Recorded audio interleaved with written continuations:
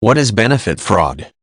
Benefit fraud occurs when a person submits false information, omits required details, or tells outright lies in an effort to obtain benefits to which he is not entitled.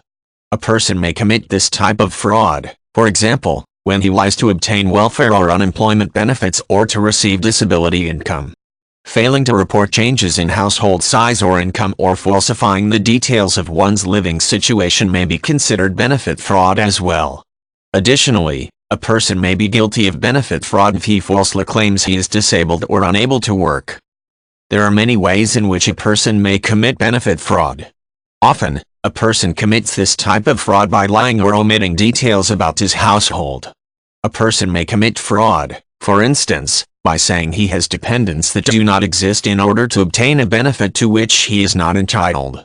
An individual may also be guilty of fraud if he states he is the sole adult in a household despite the fact that there are other adults living in the home.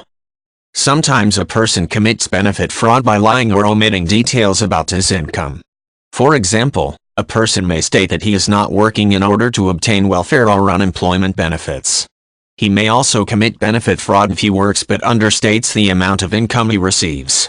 In some cases, a person may also be considered guilty of benefit fraud if he does not receive money for working but does receive some other type of compensation. In such a case, failure to report the other compensation, such as room and board, may constitute fraud. An individual may also commit benefit fraud by lying about injuries and disabilities. For example, a person may state that he is disabled due to an accident or illness and is unable to work. If the party is not injured or ill, he is committing fraud.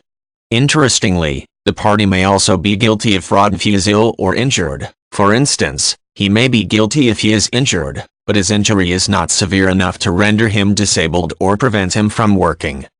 In most jurisdictions, a person faces serious penalties if he is found guilty of committing this type of fraud. In some cases, he may be barred from receiving benefits for a time and have to repay the money or benefits he received because of the fraud. Sometimes a person will also face significant fines in such a case. In some jurisdictions, a person may even face time in jail if he is convicted of this type of fraud.